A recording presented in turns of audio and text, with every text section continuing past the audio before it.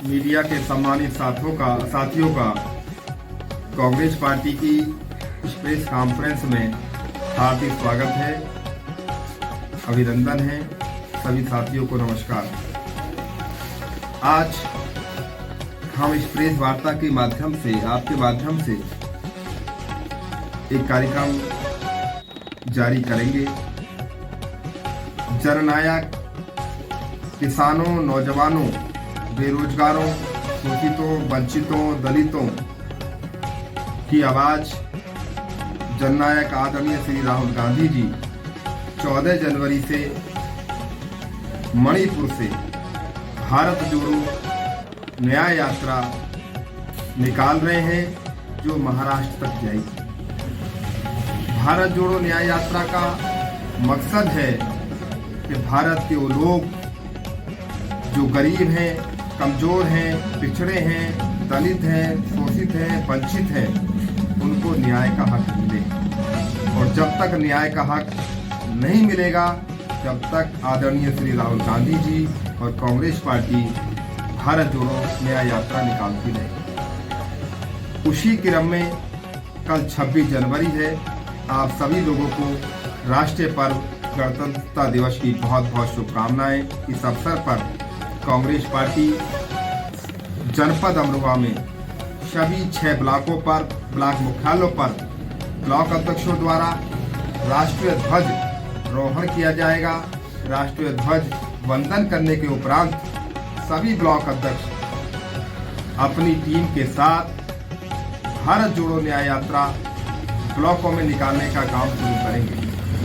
और यह भारत जोड़ो न्याय यात्रा कल ब्लॉक मुख्यालय से शुरू होगी और विभिन्न गांवों में, न्याय पंचायतों में, वार्डों में, नगरों में होते हुए 30 जनवरी को जिला मुख्यालय पर स्थित अहिंसा के पुजारी, आजादी के महान नायक राष्ट्रपिता महात्मा गांधी जी की प्रतिमा पर जाकर समापन होगी। और सभी एक साथ उस दिन गांधी मूर्ति से शहीद स्मारक तक हम लोग एक पैदल यात्रा भी करेंगे। और उस दिन महात्मा गांधी जी का शहादत दिवस है, इसलिए हम लोग उस दिन ये पैदल यात्रा गांधी मूर्ति से शहीद स्मारक तक करेंगे। इस कार्यक्रम को आपके माध्यम से पूरे जनपद में जनमानस तक पहुंचाने का हमारा उद्देश्य है कि मीडिया के सम्मानित साथी, आप लोकतंत्र के चौथा स्तंभ हैं और आपके माध्यम से ये खबर, ये सूचना, ये प्रचार जन जन तक जाएगा, ऐसी हमें आशा और उम्मीद है। उप प्रधानमंत्री लालकृष्ण आडवाणी जी भारतीय जनता पार्टी की नींव रखने वाले राम मंदिर प्रतिष्ठान में उन्हें न्योता क्यों नहीं दिया गया? क्या ये भारतीय जनता पार्टी का कोई दाहिना हाथ है या दो हाथ करना चाहती है? क्या है इसके बारे में? देखिए, भारतीय जनता पार्टी देश में अब अपने कल्चर पर नहीं रह गई है। मोदी जी और अमित शाह जी ही भारतीय जनता पार्टी है और वही सर्वोसर्वा है। एक तरीके से उन्होंने भारतीय जनता पार्टी पे कब्जा कर लिया है और देश पे भी कब्जा कर लिया है। उनके संस्कार ऐसे हैं, उनकी संस्कृति ऐसी है कि वो लोग बुजुर्गों का सम्मान नहीं करते हैं। आडवाणी जी सम्मानित नेता हैं। अब उन्होंने काफ़ी आंदोलन किए थे भगवान राम, श्री राम के मंदिर को लेकर, और आज जब समय आया तो उन्होंने मुरली मनोहर जोशी साहब, लालकृष्ण आडवाणी जी और तमाम लोगों को दरकिनार कर दिया। और यहाँ तक कि राजनाथ सिंह भी नहीं आए, गडकरी जी भी नहीं आए, तमाम लोगों को किया है। आज मैं ये निसंकोच होकर कहना चाहता हूँ कि भारतीय जनता पार्टी कोई पार्टी नहीं रह गई है। वो एक तरीके से मोदी जी और अमित शाह जी के आसपास ही भारतीय जनता पार्टी घूमती है। वही दोनों लोग सर्वसर्वा, वही लोग निर्णय करते हैं। लोकसभा के चुनाव में कितनी सीटें? हम तो सभी सीटें जीतने की बात करेंगे। भाई, जनता हमें आपके आशीर्वाद देगी और मैं, हर व्यक्ति यही चाहेगा कि हम सब सीटें जीतने का प्रयास करेंगे, कोशिश करेंगे। हमारी सभी सीटों पर तैयारी है। सुनने में आ रहा है कि मायावती जी गठबंधन का विरोध कर रही है। देखिए, मायावती जी की, उनकी अपनी पार्टी का फैसला है। ये बहन मायावती जी की अपनी पार्टी का फैसला है। वो बड़ी नेता है, उनकी पार्टी है। वो गठबंधन में आएंगी या गठबंधन में नहीं आएंगी, ये उनकी पार्टी फैसला करेगी। वो फैसला करेंगी। पर जहाँ तक मेरा मानना है कि इस समय जो भी व्यक्ति जो भी राजनीतिक दल, जो भी नेता ईमानदारी से भाजपा के खिलाफ है, भाजपा को हराना चाहता है और भारतीय जनता पार्टी की अन्यायी, जुर्मी, अत्याचार करने वाली लोगों को जाति और धर्म में बांटने वाली, महंगाई और भ्रष्टाचार की और बेरोजगारी की आग में झोंकने वाली सरकार को सत्ता से बेदखल करना चाहता है। हर उस राजनीतिक दल को, हर उस नेता को इंडिया गठबंधन में आना चाहिए। लेकिन मायावती जी कहना है कि जब भी गठबंधन किया धोखा खाया है, और वहीं इंडिया गठबंधन को लेकर अखिलेश यादव कह रहे हैं कि सीट के बंटवारे को लेकर कोई पेच नहीं फंसा है। देखिए, बहन जी जो कह रही हैं कि धोखा खाया है, तो ये तो वही बताएंगे धोखा खाया किससे है, उन्होंने कभी नहीं बताया। पहला वाला जो चुनाव हुआ है, उन्होंने अखिलेश यादव जी की पार्टी से, समाजवादी पार्टी से गठबंधन किया था, इसलिए उनकी 10 सीटें आई। अकेले लड़ेंगी तो आपको पता चल जाएगा क्या स्थिति होगी। अध्यक्ष जी, जैसे पहले अभी राम मंदिर प्रतिष्ठान से पहले जैसे जाटा समाज और धोबी समाज के लोगों से जो डोनेशन राम मंदिर के लिए लिया जा रहा था, उसको इन लोगों ने मना कर दिया। क्या सिर्फ सनातन धर्म या राम जी जो है सिर्फ बड़े ही बिरादरी के लिए है या इन छोटी कौम के लिए नहीं? पूरे भारत के लोगों ने, भारत के बाहर रहने वाले लोगों ने, जिनको भगवान श्री राम में आस्था है, निष्ठा है, हम में भी भगवान श्री राम में आस्था है, निष्ठा है, हमने भी चंदा दिया है, और सभी लोगों ने भारत के राम भक्तों के और विदेश में रहने वाले के राम भक्तों के चंदे से मंदिर बना है। सरकार ने मंदिर नहीं बनाया है, और आज मौका आया तो सब लोगों को दरकिनार कर दिया गया। देश के प्रधानमंत्री आदरणीय नरेंद्र मोदी जी और उत्तर प्रदेश के मुख्यमंत्री योगी आदित्यनाथ जी ने ऐसा लगा कि इन्होंने सब कोई काम किया है, इन्होंने ये सर्वा इन्होंने ही राम मंदिर का निर्माण किया है। और ये दुर्भाग्यपूर्ण है कि हमारे जो दलित समाज के लोग हैं या दलित समाज के अंदर आते हैं, उनको बुलाया तक भी नहीं है। और जब समय आता है वोटों का, तो हम सब लोगों को कहा जाता है कि सब हिंदू एक हो जाओ, और जब समय आता है किसी भव्य समारोह का, धार्मिक समारोह का, या किसी शादी ब्याह का, शादियों का, खाने का पीने का, तो लोग ब्राह्मण हो जाते हैं, बनिए हो जाते हैं, ठाकुर हो जाते हैं, और आपका त्यागी हो जाते हैं, और लोग जाटव हो जाते हैं, हम लोग बीसी हो जाते हैं। ये आज तक मुझे समझ में नहीं आया, इसका जवाब आज तक कोई देता ही नहीं है। गृह मंत्री अमित शाह जी का कहना है कि 3 साल में नक्सलवाद से मुक्त होगा भारत।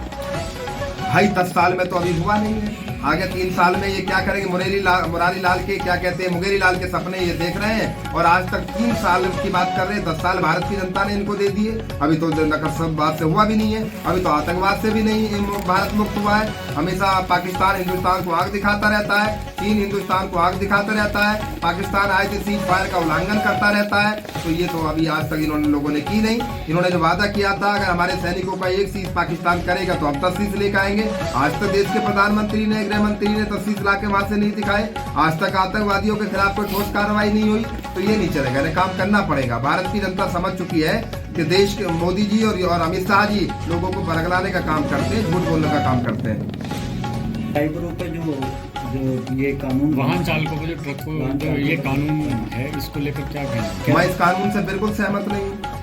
तो कांग्रेस ये ट्रक ड्राइवरों पर लागू नहीं होता, ये मुझ पर भी लागू होता है, ये भारत के हर उस व्यक्ति पर लागू होता है जिसके पास ड्राइवरी लाइसेंस से जो गाड़ी चलाता है। इस कानून को इनको वापस करना चाहिए, पूरे भारत के लोगों को इस कानून का विरोध करना चाहिए। ये एक तरीके से सिस्टम को हाईजैक करना चाहते हैं। पहले ने किसानों को करना चाहा, नौजवानों को करना चाहा, अब ये ड्राइवर को कर रहे हैं। हम भी ड्राइवर हैं, हमारे बच्चे भी ड्राइवर हैं। हम सब लोगों को मिलकर इस कानून का विरोध करना चाहिए, सरकार को ये कानून रद्द करना चाहिए।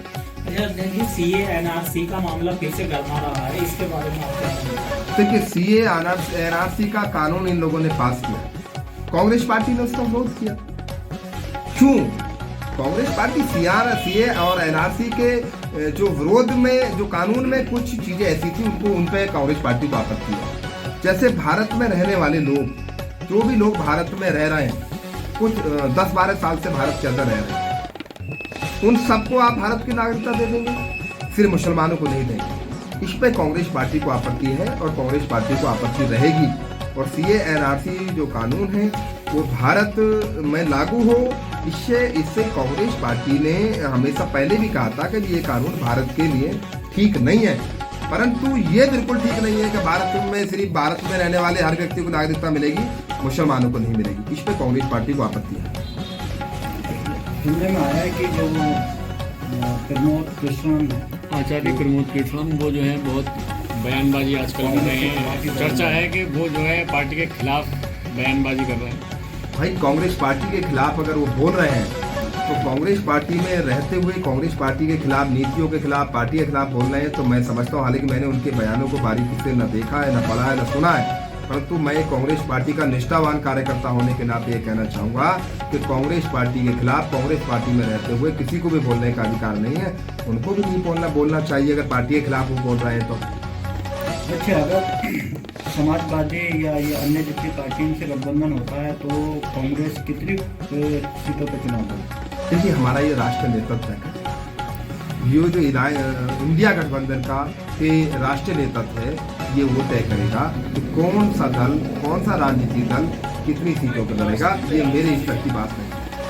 अच्छा, एक सवाल हो रहा है क्योंकि जब इंडिया गठबंधन बना था तो बीजेपी सरकार ने इंडिया का नाम हटाने के, नाम हटाने का ये संदेश दिया था कि इंडिया को इंडिया नहीं भारत का। भाई पहले मोदी जी कहते थे स्मार्ट इंडिया, और उनके हर वक्त पे उन पर इंडिया आता था। वो तो ये कहते कि भारतीय जनता पार्टी का और मोदी जी का और उनके नेताओं का एक ही मामला है। जैसे आप कहते हैं कि जो उनकी बात माने वो देश का वफादार है, वो बीजेपी का वफादार है। जो उनसे सवाल करे, जो उनसे सवाल पूछे, जो उनकी बात का विरोध करे, वो देश का सरकार है। जब वो स्मार्ट इंडिया और तमाम तरह की इंडिया पे बोलते थे तब वो ठीक था, और आज विपक्षी दल, राजनीतिक दल इंडिया की बात कर रहे हैं तो उन्हें आपत्ति है। भाई तो वो ये तो उनको समझना चाहिए कि भारत एक ऐसा देश है कि यहाँ सभी जाति के, सभी धर्मों के, सभी वर्गों के लोग सम्मान पूर्वक रहते हैं, परंतु बीजेपी ये नहीं चाहती कि भारत में अमन रहे, चैन रहे, शांति रहे और भारत अखंड रहे। क्योंकि इन लोगों ने आज़ादी के समय भी आपने देखा है, जब आज़ादी की लड़ाई लड़ रहे थे तो कांग्रेस लड़ाई लड़ रही थी और आरएसएस के लोग क्या कर रहे थे? अंग्रेजों की गुलामी कर रहे थे, अंग्रेजों की मुखबरी कर रहे थे, अंग्रेजों से पेंशन ले रहे थे। अगर अंग्रेजी सरकार किसी को पेंशन दे रही होगी तो किसी क्रांतिकारी को तो नहीं दे रही होगी, वो तो उसी व्यक्ति को दे रही होगी तो जो व्यक्ति उनका काम कर रहा होगा। दुनिया जानती है कि सावरकर को जो है वो मिला है, तनख्वाह मिलती थी, पेंशन मिलती थी। क्योंकि जब चुनाव हो जाते हैं तो उसके बाद में ईवीएम का मामला निकल कर आता है। जब वो पता है कि ईवीएम में गड़बड़ होती है तो ये ईवीएम का मुद्दा चुनाव से पहले क्यों नहीं उठाया? आप भी उठा रहे लोग, सुप्रीम कोर्ट के वकील उठा रहे हैं, सुप्रीम कोर्ट के, और ईवीएम का मामला पूरे भारत के लोगों को उठाना चाहिए। वो तो वकील उठा रहे हैं ना, बाकी तुम इस मुद्दे क्योंकि राजनीतिक पार्टियां भी इस मामले को उठा रही हैं। तो अगर एक विशेष पार्टी को उठाती है तो उस पर ये इल्जाम लगा देती है सरकार, और ये क्या नाम है, भाजपा के साथ ये ईवीएम का विरोध कर रहे हैं। और जब इनकी पार्टी जीतती है तब ये विरोध नहीं करते, जब भाजपा जीतती है विरोध करते हैं। परंतु भारत के देखिए वकील जो है वो संविधान को मानने वाले लोग हैं, कानून को मानने ज्ञाता लोग हैं, और जो वकील लोग, सुप्रीम कोर्ट के वकील लोग ये मुद्दा उठा रहे हैं कि ईवीएम में गड़बड़ी हो सकती है, उसको बंद हो, तो पूरे भारत के लोगों को एकजुट होकर ईवीएम का विरोध करना चाहिए। तो क्या लगता है कि यहाँ चुनाव ईवीएम से नहीं होगा? भाई मांग करना जनता का काम है, अमल करना सरकार का काम है। वो लोग आज तानाशाही हो गए हैं, जुल्म कर रहे हैं, अन्याय कर रहे हैं, वो करेंगे या नहीं करेंगे? इलेक्शन कमीशन उनके दबाव में है, राष्ट्रीय सुरक्षा एजेंसियां तमाम उनके दबाव में है, सारे राष्ट्रीय सुरक्षा एजेंसी भारत सरकार के दबाव में काम कर रही है, निष्पक्ष काम ही नहीं कर रही है। धन्यवाद।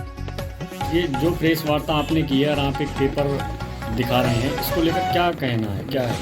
भाई देखो, ये जो पेपर है अमर उजाला, देश का प्रमुख जाना माना ख्याति रखने वाला अखबार है। इसमें आप देख सकते हैं भगवान राम प्राण प्रतिष्ठा समारोह में कोई भी देश के शंकराचार्य नहीं है, आदि गुरु नहीं है, धर्माचार्य नहीं है। आप अखबार में एक विज्ञापन पे देख सकते हैं कि देश के प्रधानमंत्री जी, प्रदेश के मुख्यमंत्री जी, विश्व हिंदू परिषद के अध्यक्ष जी, आरएसएस के अध्यक्ष जी मोहन भागवत जी, ये तमाम लोग जो हैं प्राण प्रतिष्ठा समारोह का वो शिलान्यास करेंगे। इसलिए ये सारी चीज़ें आप देख सकते हैं कि इससे अंदाज़ा लगाया जा सकते हैं कि भगवान श्री राम के प्राण प्रतिष्ठा समारोह को, जो पूरे भारत के लोगों का आस्था का प्रतीक था, इन्होंने सिर्फ भाजपा का कार्यक्रम बना दिया, आरएसएस का कार्यक्रम बना दिया। ये बड़े दुख की और चिंता का विषय है, सोचने का विषय है कि ये कार्यक्रम भारत की संस्कृति के हिसाब से धार्मिक नहीं रह गया, ये भाजपा का कार्यक्रम हो गया और आरएसएस का कार्यक्रम हो गया। ये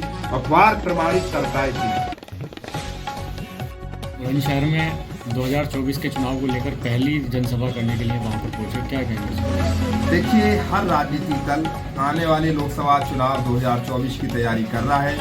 ये उनका विषय है कि वो अपनी पार्टी के लिए 2024 के चुनाव की तैयारी कर रहे हैं, हम लोग भी कर रहे हैं। तो ये उनका राजनीतिक दल का व्यक्तिगत विषय है कि हर राजनीतिक दल लोकतंत्र में चुनाव की तैयारी करता है। राम मंदिर को लेकर तरह तरह की चर्चाएं भी चली, अभी तक लंबे समय तक जो है लड़ाई लड़ी, उसके बाद फैसला आने के बाद अब राम मंदिर बन गया है, क्या कहेंगे इसको? देखिए, भगवान श्री राम का मंदिर बना है, हम सब लोग उस पर मान लीजिए एक तरीके हम सब लोगों ने खुशी इजहार की है कि भगवान श्री राम का मंदिर अयोध्या में बना है, प्राण प्रतिष्ठा का स्थापना हो चुकी है, भगवान श्री राम रामलला के रूप में विराजमान हो चुके हैं।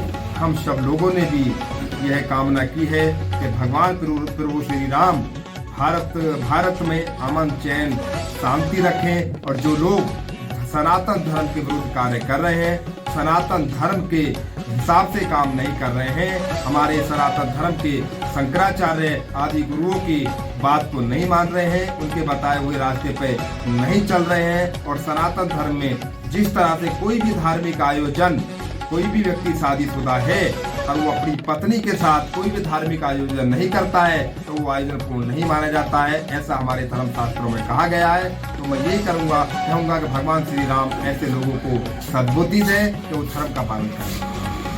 2024 में अब चुनाव लोकसभा का होने वाला है, इसको लेकर क्या कहना है? देखिए, इंडिया अलायंस 2024 का चुनाव बहुत मजबूती से लड़ेगा। हमारे पास मुद्दे होंगे, बेरोजगारी का मुद्दा होगा, महंगाई का मुद्दा होगा, किसानों का मुद्दा होगा, नौजवानों का मुद्दा होगा, महिलाओं के हक और सम्मान का मुद्दा होगा, देश के विकास का मुद्दा होगा। इन्हीं सब मुद्दों को लेकर और जो सरकार की विफलताएं हैं, जो भी मोदी जी की सरकार ने देश की जनता से वादे किए थे कि हम विकास करेंगे, महंगाई कम करेंगे, रोजगार देंगे और मान लीजिए काला धन वापिस ला के लोगों को देंगे, वो सब वादे उन लोगों ने पूरे नहीं किए हैं। और धर्म और राजनीति में बहुत अंतर है कि राजनीतिक सरकारों का जो दायित्व है वो है कि वहाँ की जनता को सुरक्षा प्रदान करे, वहाँ की जनता को महंगाई से राहत दिलाए, वहाँ के लिए स्कूल खोले, अस्पताल खोले, सड़कें बनवाए, पानी की व्यवस्था करे, बिजली की व्यवस्था करे, एम्स की व्यवस्था करे और अच्छी सुरक्षा व्यवस्था वहाँ के देशवासियों को दे। ये सरकार का नैतिक दायित्व है। ये दायित्व को निभाने के में मोदी सरकार पूरी तरह से विफल हुई है। और जहाँ तक धार्मिक आस्थाओं का सवाल है, मैं भी सनातन धर्म को मानने वाला हूँ और मैं भी सनातन धर्म को के जो नियम हैं, कायदे हैं, उनको अपने निजी जिंदगी में हर व्यक्ति को जो सनातन धर्म को मानता है उसको अनुसरण करना चाहिए। भगवान श्री राम का जो चरित्र था उस सबसे उनको उनमें जिनको आस्था है उनके चरित्र को अपने निजी जिंदगी में अनुसरण करना चाहिए। धर्म आदमी का व्यक्तिगत मामला है, धर्म और आस्था व्यक्तिगत मामले हैं कि हर व्यक्ति को किसी धर्म में आस्था है, किसी देवी देवता में आस्था है, इसलिए सबको अपने अपने हिसाब से धर्म का पालन करने की छूट है और सबको करना चाहिए। पर एक बात मैं और कहना चाहता हूँ, भारतीय जनता पार्टी, मोदी जी की सरकार और बीजेपी की जहाँ जहाँ भी सरकार है वो अधर्म पे खुल गई हैं। अभी आदरणीय राहुल गांधी जी की जो यात्रा आसाम के अंदर आई है, वहाँ की भाजपा सरकार ने, वहाँ के मुख्यमंत्री हेमंत विश्व शर्मा ने वहाँ की न्याय यात्रा पर हमला करवाया है। ये कायरतापूर्ण रवैया है उनका, निराशा है, हताशा है और पूरी तरह से भारत की सरकार और भाजपा भारतीय जनता पार्टी राहुल जी की भारत जोड़ो न्याय यात्रा से डर गई हैं। और दुर्भाग्य देखिए, जब इंसान की पे का समय बुरा आता है तो ईश्वर उसकी बुद्धि पहले हल लेता है। वहाँ की सरकार ने मोदी जी के इशारे पर, देश के प्रधानमंत्री के कहने पर, वहाँ के मुख्यमंत्री ने जो सबसे भ्रष्ट मुख्यमंत्री है हिंदुस्तान का, वो उस व्यक्ति ने आदरणीय राहुल गांधी जी को भगवान भोलेनाथ के मंदिर में जाने से रोका। ये बड़ा अधर्म किया है, पाप किया है और ये पाप की सजा इन लोगों को, बीजेपी वालों को भुगतनी ही पड़ेगी।